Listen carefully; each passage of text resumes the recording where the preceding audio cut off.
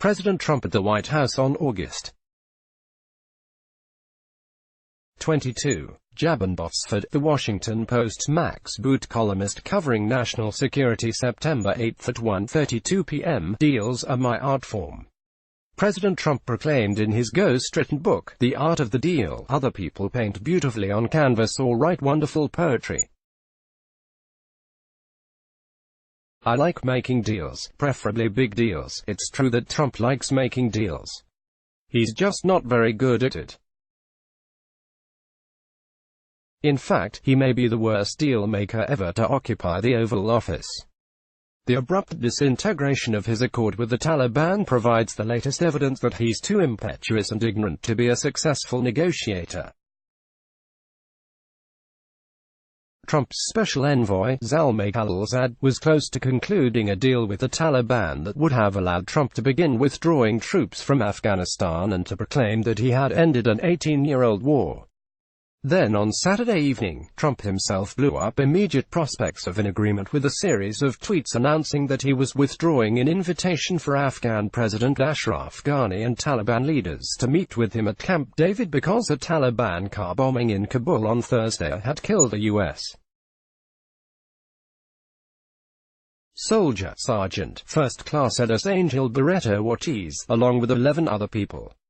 Disinviting terrorists from Camp David seems like a good idea. It's appalling that Trump would have even considered hosting Taliban leaders just days before the anniversary of the 9/11 attacks plotted by their ally Osama bin Laden. Imagine what Trump, who excoriated President Barack Obama for negotiating with the Taliban, would have said if Obama had invited him for a sleepover. But Trump's explanation for the cancellation, as with most things he says, makes little sense.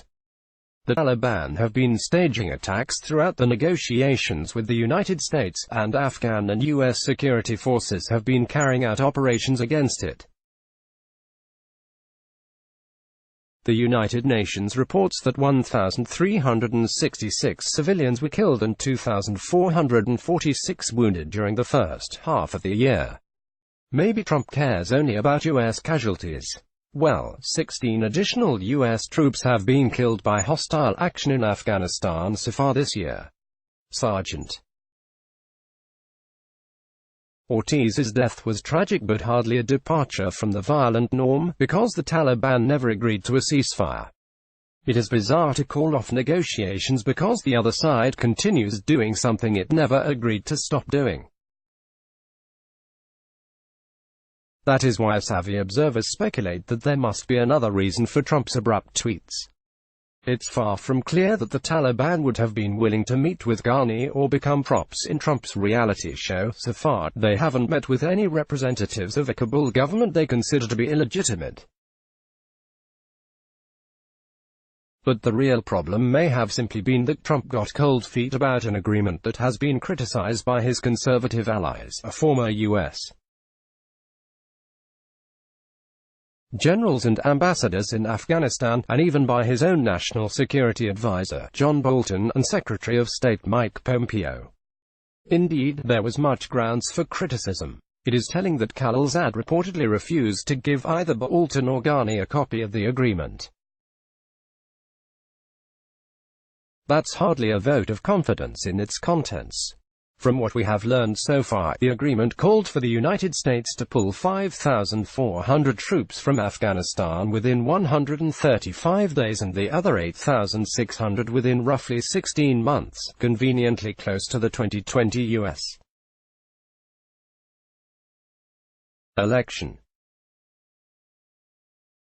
In return, the Taliban would have simply had to make a nebulous pledge to disown al-Qaeda and not allow the territory to be used for attacks on the United States. Khalilzad hoped that the Taliban and the Afghan government would reach a peace deal after the conclusion of the U.S. withdrawal agreement.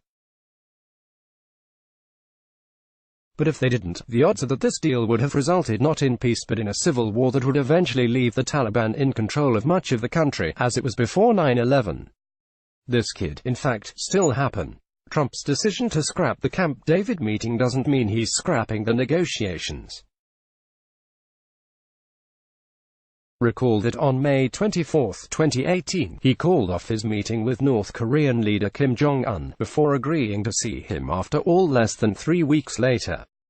These kinds of walkouts are a standard part of Trump's negotiating repertoire.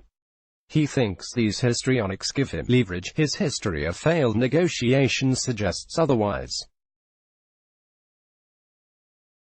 Instead of producing a deal with China, he has sparked an endless trade war.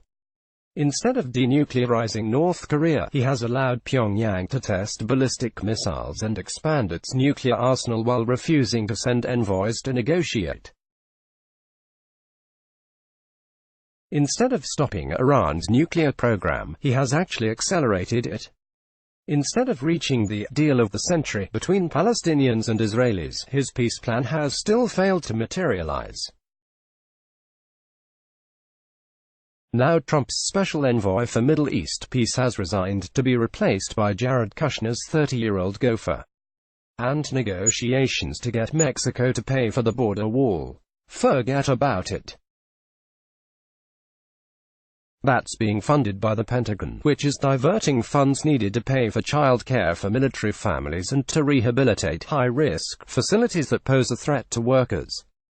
The Afghanistan mess confirms what has been obvious from the start, as the New Yorker's Susan B. Glasser and others have noted. Trump is a better deal-breaker than deal-maker. Read more. The Post's view, Trump risks turning a chance for success in Afghanistan into a shameful failure. Lindsey Graham and Jacqueline, we can't outsource our security to anyone, especially the Taliban. Liz Cheney, how to lose a war, but not end it. David Ignatius, Lindsey Graham wants to create a backstop for Afghanistan. Fareed Zakaria, the U.S. needs to end the war with Afghanistan without losing the peace. Let's block ads. Why?